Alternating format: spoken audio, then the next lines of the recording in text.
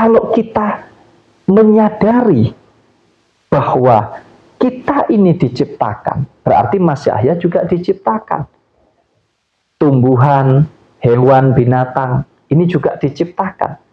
Nah, kalau kita merasa bahwa kita bertuhan, kita ingat dengan Tuhan kita dekat dengan Tuhan kita, sudahkah kita bisa menjaga dan merawat seluruh ciptaannya Tuhan? Nah, ini kan harusnya kembali kepada diri kita, betul enggak? Betul. Ya, itu yang sering saya katakan bahwa kebanyakan kita ini menjalankan ibadah, menjalankan sholat itu baru sebatas ritual, Mas Yahya, tidak masuk di dalam spiritualnya. Kita tidak perlu memaksakan orang lain harus sama dengan kita. Kita tidak harus memaksakan juga bahwa apa yang kita senangi, apa yang kita yakini, yang menurut kita baik, berarti orang lain harus sama juga dengan kita. Tidak ketemu.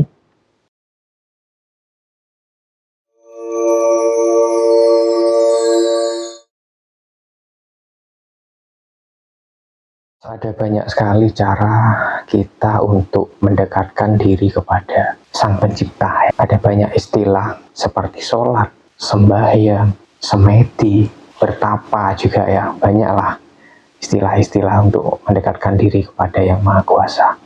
Nah, penting nggak sih Mas kita melakukan sholat ini, ibadah ini Mas? Kalau itu kita jalankan sebagai wujud kerukunan sebagai umat beragama ya. Kalau kita bicara sholat ini kan masuk di dalam rukun Islam untuk yang beragama Islam. Sembahyang, ibadah ke gereja dan ke tempat-tempat yang lain. Kalau ini dalam konteks beragama, ya tentu sangat penting Mas Yahya.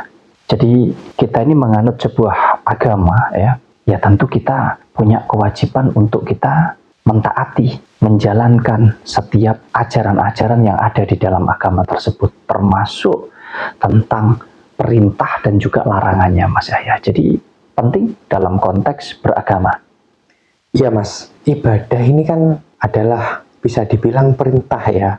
Kita nggak tahu, ada yang menyebutkan bahwa sembahyang, sholat, atau ibadah-ibadah tersebut adalah perintah daripada Tuhan.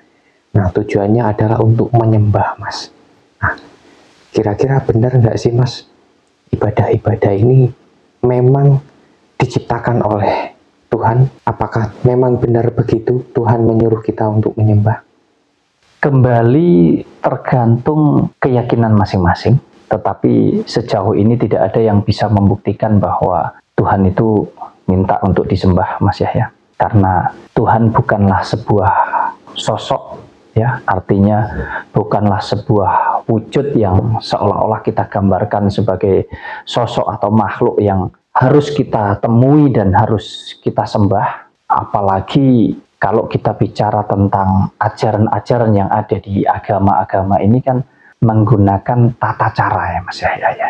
Kenapa? Kalau bahasanya untuk bertemu, untuk dekat dan untuk mengenal Tuhan, kenapa harus pakai tata cara? Apakah Tuhan ini adalah sebuah wujud secara ilmiah yang seolah-olah menempati ruang dan waktu begitu Mas Yahya? Sehingga harus ada tata caranya begitu untuk kita menghadap kepada Tuhan gitu. Seperti halnya kita menghadap kepada presiden misalkan.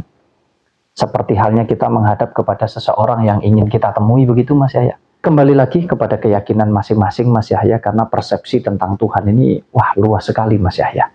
Jadi kalau ada yang mengatakan bahwa Tuhan itu harus disembah, saya secara pribadi tidak sepakat bahwa Tuhan itu harus disembah. Tapi kalau Tuhan itu harus kita yakini, kita imani keberadaannya atas dasar seluruh unsur kehidupan yang sudah tercipta ini, karena tidak mungkin dan tidak akan pernah ada manusia yang mampu menciptakan seluruh unsur kehidupan yang ada di jagat raya ini kecuali Sang Maha Pencipta yang kita yakini, kita imani, kita kasih nama Tuhan. Nah, tetapi kalau kemudian itu digambarkan menjadi sebuah sosok atau makhluk yang harus kita sembah, saya rasa kurang pas ya Mas ya. Jatuhnya itu jadi Tuhan itu tidak maha, tapi jadi terbatas Mas ya. Ya, kalau di kepercayaan manapun ya Mas, tentu punya tata cara sendiri ya. Kemudian ada jam-jam tertentu untuk menyembah Tuhan, gerakannya juga ya, macam-macam lah gerakannya. Nah, ketika gerakan itu tidak sesuai, itu katanya tidak sah. Nah, intinya banyaklah tata caranya ya. Apakah memang harus begitu Mas? Apakah harus ada waktu tertentu untuk kita bertemu atau kita beribadah kepada Tuhan Mas? Ya, makanya sering saya sampaikan, kalau kita mempelajari tentang agama, pasti ada batasannya. Tapi kalau kita mempelajari tentang ketuhanan, itu maha luas Mas ya. Dan kalau kita mau terus mempelajarinya jauh lebih dalam lagi, tentunya dituntut cara berpikir kita ini, pengetahuan kita, wawasan kita juga harus semakin luas, karena Tuhan tidak terbatas. Sedangkan aturan-aturan yang ada di agama-agama ini tadi, tentang beribadah, ada yang harus di hari-hari tertentu ya. Kalau di Islam 5 waktu, artinya ada jam-jam tertentu di dalam satu hari itu tadi. Kemudian gerakannya ini juga harus sesuai, lafal bacaannya ini juga harus sesuai. Sedangkan dari setiap sumber itu berbeda-beda.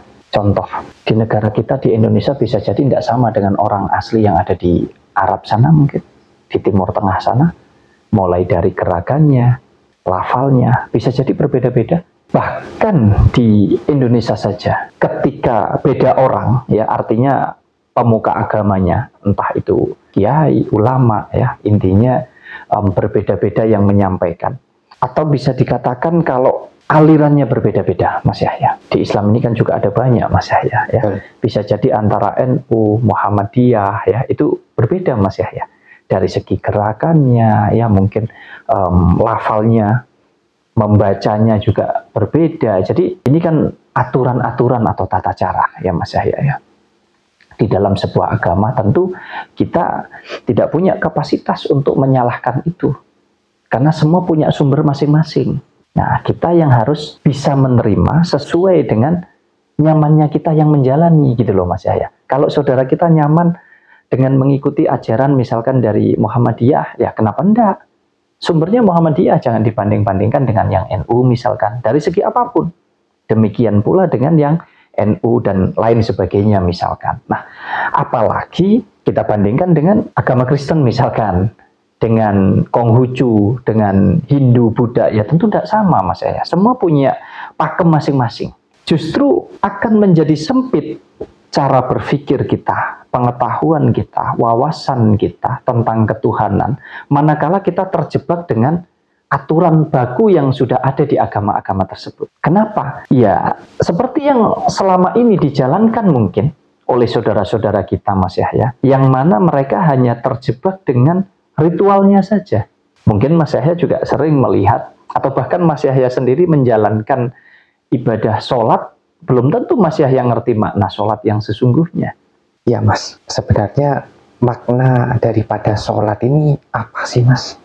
Apakah hanya sekedar ritual untuk kita mendekatkan diri kepada Yang Maha Kuasa? Atau ada hal lain yang perlu kita kaji tentang ibadah sholat ini Mas? Ya kalau kita bicara maknanya, dari setiap agama tentu persepsinya jelas berbeda-beda. Ya, tetapi kita mau mencoba mempelajari ini, mengkaji ini dari sisi di mana kita sebagai makhluk yang diciptakan ingin berserah diri, ingin mengenal, ingin lebih dekat lagi dengan Sang Pencipta. Perkara harus melalui tata cara ajaran agama A, tata cara ajaran agama B dan seterusnya. Saya rasa itu kan sebagai sarana atau jembatan untuk kita mencapai tujuan kita. Nah, tetapi kenyataannya kan lebih banyak yang terjebak di tata caranya, di aturannya. Oh, bahwa agama A melarang kita begini, cara ibadahnya begini, dan lain sebagainya. Agama B juga demikian. Sehingga apa yang ada di pikiran dan hati kita itu ketika kita menjalankan ibadah, termasuk ketika kita sholat, itu kita terjebak, zikir terjebak dengan bacaannya, terjebak dengan sudah berapa kali. Akhirnya kita sibuk menghitung. Dari yang dulu pakai tasbih, sekarang sudah digital, Mas Yahya. Artinya apa? Kita terjebak di sini, termasuk sholat juga. Kita terjebak dengan gerakannya yang benar bagaimana. Kita terjebak dengan waktu yang seolah-olah untuk dekat dengan Sang Pencipta ini harus di jam-jam tertentu misalkan. Nah ini kan jadi sempit. Sedangkan kalau itu dikupas, katanya kita tidak boleh mempertanyakan tentang agama yang mana itu sudah menjadi ketetapan dari Yang Maha Kuasa. Padahal apakah benar bahwa agama itu diciptakan oleh Tuhan? Lalu kenapa harus ada banyak agama? Apakah Tuhan juga hanya menganut satu agama misalkan?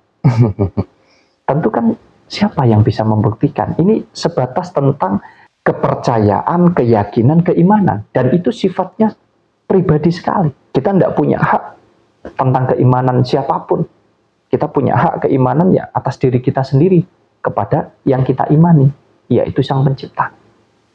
Sedangkan kebanyakan Mas Yahya selama ini kan ya bisa dikatakan terjebak dengan itu semua. Dengan ritual Mas Yahya. Takut salah, takut berdosa, takut nanti tidak diterima sholatnya. Padahal harusnya kita belajar secara sederhana, mungkin diawali dari Tuhan itu ada di mana sih, kan begitu. Apakah Tuhan itu ada di langit ketujuh sehingga seolah-olah semua mengatakan terserah yang di atas begitu? Atau Tuhan itu ada di tempat ibadah misalkan, sehingga kita seolah-olah harus mendatanginya ke sana begitu? Saya rasa kalau kita mau belajar lebih jauh, lebih dalam, belajarnya dimulai dari diri kita. Belajarlah mengenali diri kita, mulai dari struktur yang ada di tubuh kita ini, ya, sampai isi-isinya, maka kita akan mengenali siapa Tuhan kita. Nah, kalau sudah paham begitu, ya saya rasa Tuhan tidak perlu disembah, Mas Yahya.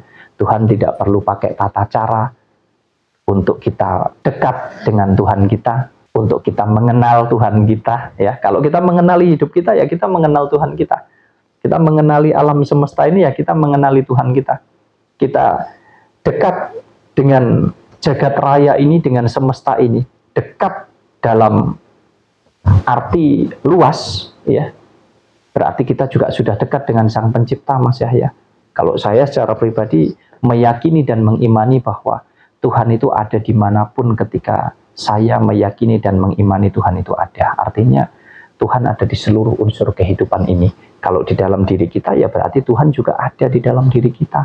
Makanya Tuhan itu maha segalanya, maha mendengar, maha mengetahui. Bahkan apa yang belum kita lakukan, karena pasti sudah muncul dari pikiran kita, dari dalam hati kita, kurang lebih begitu. Tapi kita tidak masuk ke isinya yang terlalu jauh dulu ya Mas Yahya. Iya Mas, mungkin untuk orang-orang yang tidak sholat itu dianggap kafir, kemudian tidak mau ikut perintah Tuhan, tidak mau menyembah Tuhan. Nah, seolah-olah orang yang rajin sholat ini, rajin beribadah ini, menganggap dirinya paling bertuhan, paling agamis, paling dekat dengan Tuhan, Mas. Akan tetapi, klaim yang demikian kan, misalkan saya, orang yang rajin sholat, kemudian mengatakan, Mas Wahyu, oh, kamu gak sholat, kamu kafir, kamu sesat. Nah, ini kan menyakiti hati ya sebenarnya, Mas. Nah, sebenarnya orang-orang seperti ini benar-benar bertuhan gak sih, Mas? Iya. Bukan tolak ukur bahwa orang-orang yang beragama, orang-orang yang pandai, yang ahli di dalam agama, bahkan termasuk orang-orang yang sudah rajin beribadah, termasuk juga rajin sholat, itu adalah ukuran bahwa mereka-mereka ini orang-orang yang paling bertuhan, paling dekat dengan Tuhan. Karena apa? Banyak buktinya. Mas Yahya buka sosial media banyak sekali. Biarpun ini hanya oknum, tapi kenyataannya oknum tersebut adalah dianggap sebagai orang yang ahli agama. Tidak bisa dihitung itu. Yang berkelakuan bahkan akhlaknya tidak benar, seperti hewan bahkan. Oknum ulama memperlakukan santriwatinya begitu, bahkan macam-macam lah Mas Yahya. Bisa dikatakan sangat menjijikkan mungkin. Di sini kita bisa melihat, menilai, merasakan bahwa ternyata Nggak bisa diukur dari sana. Di semua agama. Karena baik dan buruk itu adalah isinya kehidupan ini. Artinya semua manusia berpotensi untuk melakukan hal baik dan berpotensi untuk melakukan hal buruk. Sedangkan kalau kita bicara tentang aturan ajaran yang ada di agama, ini adalah tatanan secara manusiawi. Nah, sederhananya mungkin begini. Kalau kita bicara tentang Tuhan, kita melakukan ibadah, kita sholat, sembahyang, dan lain sebagainya. Ini kan bentuk daripada keimanan kita. Gitu ya Mas ya? Ya. Iman yang mana berarti kita percaya. Kita yakin. Dan atas dasar keimanan itu berarti kita ini harus senantiasa ingat dengan Tuhan yang Maha Kuasa. Ingat dengan Sang Pencipta. Makanya, di Kristen harus ke gereja untuk mengingat Tuhannya. Untuk berserah diri. Karena kehidupan ini semua berasal daripada Tuhan. Yang di Islam juga demikian. Dengan sholat sebagai wujud keberserahan diri kita. Mengingat akan Tuhan kita. Nah, pertanyaannya, sudahkah sholat atau ibadah yang kita lakukan ini sesuai dengan kehidupan yang kita jalani? Contoh, habis sholat, sudahkah kita mengasihi saudara-saudara kita? Turun dari sholat, sudahkah kita bisa bersabar menerima segala sesuatu yang kita hadapi? Sudahkah setelah sholat kita bisa berbagi kasih kepada sesama? Mungkin ada tetangga, saudara yang nggak bisa makan. Sudahkah setelah sholat kita bisa menghargai siapapun yang berbeda dengan kita? Sudahkah setelah sholat, setelah ibadah, kita menjaga dan merawat hubungan kita dengan jagat raya, termasuk dengan isinya? Memelihara alam, merawat, menjaga semesta ini, menjaga sungai supaya tidak sampai kotor, jangan buang sampah di sungai, tidak menyakiti orang lain, karena kita sendiri kalau disakiti juga sakit. Sudahkah kita menyadari bahwa kita ini adalah ciptaan Sang Maha Pencipta, dan seluruh jagat raya ini adalah ciptaannya Sang Maha Pencipta? Artinya kita harus menjaga seluruh keselarasan di dalam hidup ini dengan alam, dengan sesama manusia, Mas Yahya. Nah, harusnya kalau kita menyadari bahwa kita ini diciptakan, berarti Mas Yahya juga diciptakan. Tumbuhan, hewan, binatang, ini juga diciptakan. Nah, kalau kita merasa bahwa kita bertuhan, kita ingat dengan Tuhan kita dekat dengan Tuhan kita, sudahkah kita bisa menjaga dan merawat seluruh ciptaannya Tuhan? Nah, ini kan harusnya kembali kepada diri kita, betul enggak? Betul. Ya, itu yang sering saya katakan bahwa kebanyakan kita ini menjalankan ibadah, menjalankan sholat itu baru sebatas ritual, Mas Yahya, tidak masuk di dalam spiritualnya. Artinya, bagaimana kita berserah antara hubungan kita dengan Sang Pencipta, dan bagaimana kita menjaga hubungan kita dengan semesta ini. Tuhan itu maha gaib, dan Tuhan maha nyata. Selama ini kita terjebak hanya mengeluh-elukan, hanya mengejar, hanya menyembah, hanya mendekatkan diri, dalam arti luas menjaga dan merawat, mengingat, hanya kepada yang gaib saja, Mas Yahya. Dengan bayangan Tuhan itu akan mengabulkan, Tuhan akan menerima sholat kita, menerima doa kita. Selama ini kita terjebak di sana. Bukan berarti salah. Itu benar. Memang itu salah satu sisi kehidupan kita yang memang harus kita jalankan. Tetapi hidup ini bukan hanya tentang yang gaib. Wujud daripada Tuhan yang nyata itu sudah jelas, Mas Yahya. Yaitu diri kita ini. Sudahkah kita menyayangi diri kita? Sudahkah kita menjaga diri kita? Sudahkah kita menggunakan hidup kita dengan baik, bermanfaat? Untuk siapa? Untuk seluruh kehidupan yang ada di semesta ini. Artinya apa? Sudahkah Mas Yahya menjaga gunung, menjaga hutan, menjaga laut, menjaga sungai? Sudahkah Mas Yahya menjaga tumbuh-tumbuhan, menjaga binatang?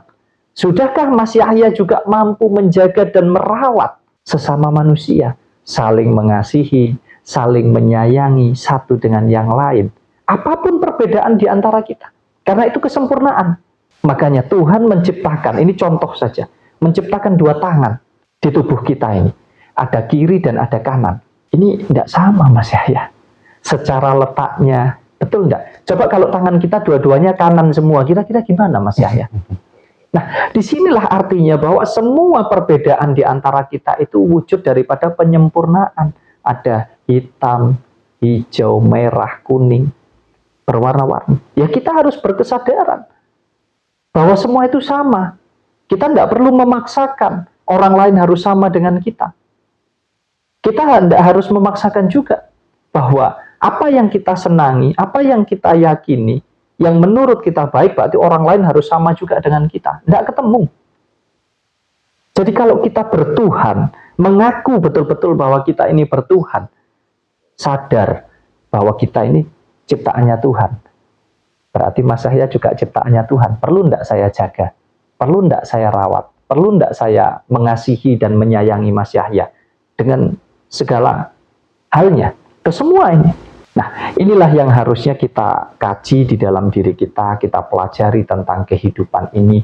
Tidak perlu kita berebut, mempersalahkan satu dengan yang lain, tapi belajar memahami, oh ini konteks beragama. Ya ayo kita jalankan sesuai dengan agama kita masing-masing. Tidak boleh kita saling menyalahkan, oh kamu ibadahnya kok begitu, oh kamu sholatnya kok begitu. Tidak perlu. Kita ikuti saja sesuai dengan tata cara dan ajaran yang ada di agama tersebut. Masing-masing sudah. Tetapi kita bicara ketuhanan, sudah tidak bisa lagi kita dipetak-petakkan oleh agama, Mas Yahya. Itu yang harusnya terjadi di kehidupan kita. Supaya kita paham. Jadi jangan mau kita diadu domba. Hanya karena berbeda keyakinan kita mengkafir-kafirkan yang lain. Hanya karena berbeda tata cara sholatnya, kita jadi menyalahkan seolah-olah tata cara kita yang paling benar, paling baik. Ya itu namanya nggak bertuhan, Mas Yahya. Apalagi sampai membunuh satu dengan yang lain dengan alasan kita membela Tuhan. Tuhan kok dibela toh? Tuhan kok dihormati? Yang perlu dibela, dihormati, dihargai itu ya keluarga kita, saudara kita, sesama manusia ini perlu kita saling menghargai. Makanya kalau memang kita bisa menjalankan agama ini dengan baik, dengan benar, harusnya kita juga bisa menjalankan hidup ini dengan baik, dengan benar. Kita harus ingat, bukan hanya kepada Tuhan yang kita yakini dengan kegoibannya, tapi kita juga harus ingat dengan sesama manusia. Ingat dengan kedua orang tua kita, ingat dengan saudara kita, ingat dengan teman-teman kita, dengan tetangga kita, supaya kita bisa saling asah, saling asih, saling asuh. Itu bertuhan, Mas Yahya. Dan itu pun hanya sebatas keimanan. Karena apa? Sejatinya kita ini juga sama-sama tidak tahu kok. Betul tidak? Betul. Sama-sama tidak tahu. Kita hanya meyakini saja. Kita hanya mengimani saja bahwa Tuhan itu ada di setiap unsur kehidupan ini. Karena Tuhan adalah sumber kehidupan.